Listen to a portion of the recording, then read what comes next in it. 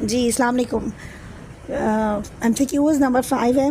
Pathology हम study कर रहे हैं MCQs की फॉर्म में। When cell death naturally called apoptosis, ये एक MCQ है कि अगर सेल की डेथ हो जाए नेचुरली तो उसको एपोप्टोसिस कहते हैं। और दूसरे नंबर पर है when cell death occur abnormally called necrosis. तो डिफरेंशिएट बिटवीन भी आ सकता है, एपोप्टोसिस एंड नेक्रोसिस के बीच में डिफरेंशिएट बताएं, या डेफिनेशन भी आ सकती है। नेक्स्ट है number 3, size of cell decrease called atrophy. अच्छा, सेल का साइज़ यानी कि ऑर्गन का साइज़ या किसी चीज़ का साइज़ डिक्रीज़ हो जाए नेचुरली तो इस कंडीशन को एट्रोफी कहते हैं। Size of cell increase called hypertrophy. जैसे ब्रेस्ट कैंसर में ब्रेस्ट का साइज़ पहले हाइपर होता है, ज़्यादा हो जाता है, और एट्रोफी होती है और फिर वो बीमारी में एट्रोफी हो जाती है, डिक्रीज़ हो जाता है। या लिवर सिरोसिस में पहले लिवर का साइज़ स्वेल कर जाता है, फैटी लिवर हो जाता है, जिसे हम हाइपरट्रॉफी कहते हैं लिवर की। और सिरोसिस के बाद अगर वो हेपेटाइटिस में कन्वर्ट हो गया तो उसमें लिवर का साइज़ श्रिंक हो जाता है।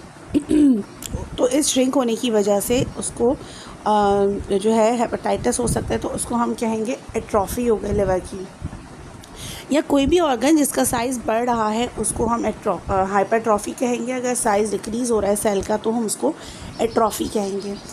नंबर 5 है abnormal making of new sales, यानी कि बॉडी के अंदर अगर एबनॉर्मल तरीके से सेल डिवीज़न हो रही है उस कंडीशन को कैंसर कहते हैं। कैंसर क्या है?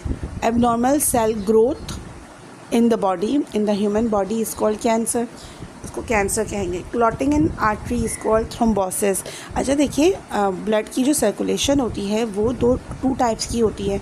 एक आर्टरीज़ के ज़रिए होती है जिसे हम शरियाने कहते हैं उर्दू में, और दूसरी होती है वेंस के ज़रिए जिसे हम वरीदे कहते हैं।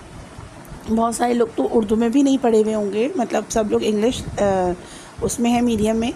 तो जो शरियाने और वरीदे हैं, बस एक नाम मैंने आपको बता।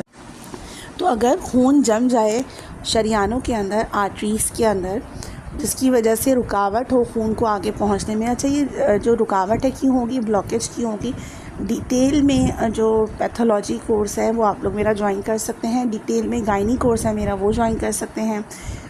डिटेल कोर्स है एनाटमी का और फिजियोलॉजी भी। अगर आप लेंदी क्वेश्चन को समझना चाहते हो और डिटेल में स्टडी करना चाहते हैं तो मेरा आप ग्रुप ज्वाइन कर सकते हैं।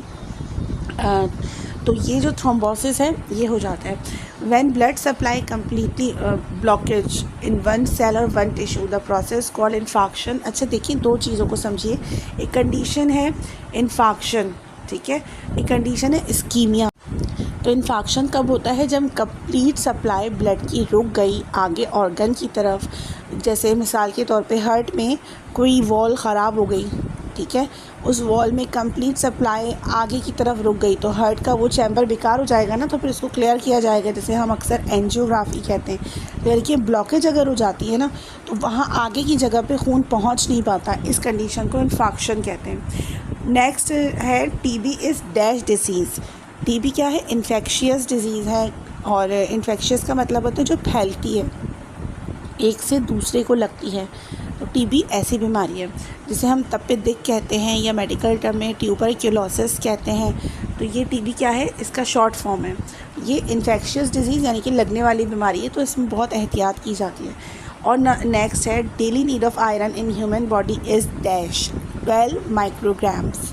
ठीक है, माइक्रो का मुझे जो सिंबल है ना वो दिख नहीं रहा था लिखने में, तो इसलिए मैंने पूरा लिख दिया।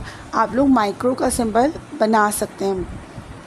तो एक इंसान को डेली आयरन की जो नीड होती है वो 12 माइक्रोग्राम्स होती है। अच्छा, मेंस में नीड थोड़ी ज़्यादा हो जाती है, 14 तक पहुंच जाती है, और अगर प्रेग्नेंट औरत है तो उसमें इसी तरह से 15-16 के करीब लगभग होती है। तो इतनी तादाद में आयरन लेना ज़रूरी होता है ताकि खून की कमी ना हो, क्योंकि जो ब्लड बनता है, रेड ब्लड सेल्स, वो आयरन से बनते हैं।